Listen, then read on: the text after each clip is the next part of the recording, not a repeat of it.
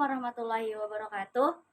Saya Arina Salsabila Rizkia dengan NIM 238620633 dari kelas 2A reguler. A. Konsep dasar sejarah. Sejarah adalah ilmu mempelajari tentang peristiwa-peristiwa yang terjadinya di masa lampau, terutama yang berkaitan dengan kehidupan manusia.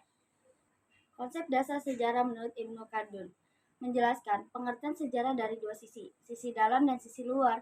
Dari sisi luar, dikatakan bahwa sejarah merupakan perputaran waktu, rangkaian peristiwa, dan pergantian kekuasaan.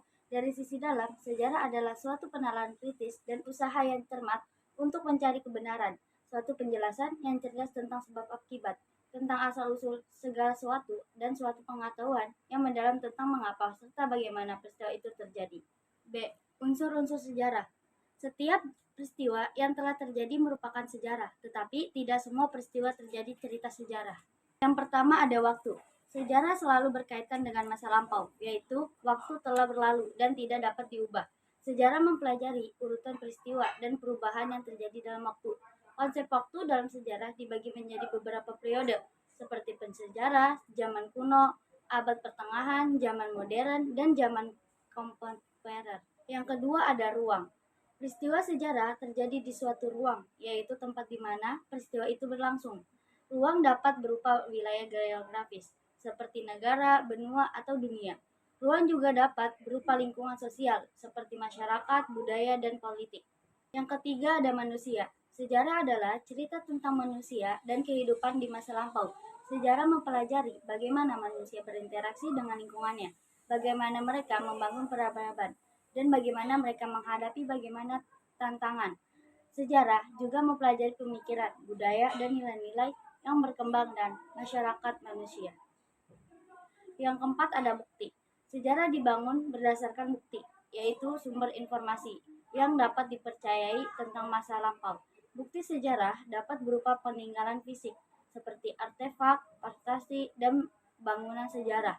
Bukti sejarah juga dapat berupa dokumen tertulis seperti naskah kuno, surat-surat, dan contoh sejarah. C. Ruang lingkup sejarah. Ruang lingkup dan kajian ilmu sejarah sangat luas karena sejarah merupakan disiplin ilmu yang meliputi segala-galanya. Sejarah menjadi pertemuan dari berbagai disiplin ilmu yang berbeda. Sesuai dengan pendapat yang dikemukakan oleh Prof. Dr. Sartono Kartodirjo bahwa ilmu sejarah disebut sebagai omnivore, yang artinya binatang yang makan segala macamnya jenis makanan. D. Konsep dasar sejarah.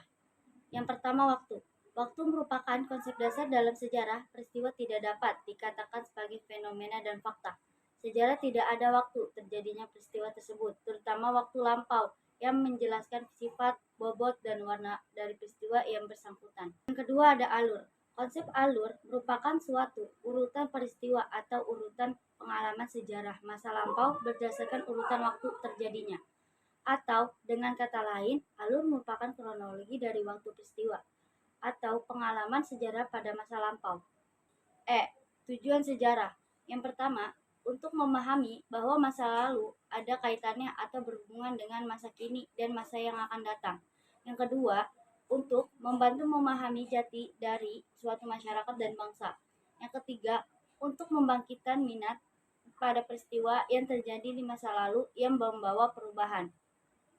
Yang keempat, untuk melatih dalam memukakan serta memecahkan persoalan. F. Manfaat mempelajari sejarah.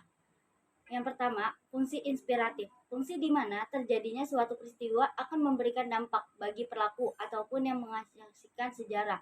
Beberapa peristiwa sejarah juga menginspirasi untuk terciptanya karya sastra. Yang kedua, fungsi edukasi. Fungsi tersebut dapat digunakan untuk media dalam pembelajaran. Anda bisa mempelajari banyak hal tentang bagaimana peristiwa yang terjadi ada di masa lampau bisa dengan mengambil hikmah, pesan moral, dan pesan yang bersifat dalamnya. Sejarah membawa dan mengajarkan kebijaksanaan dan kearifan.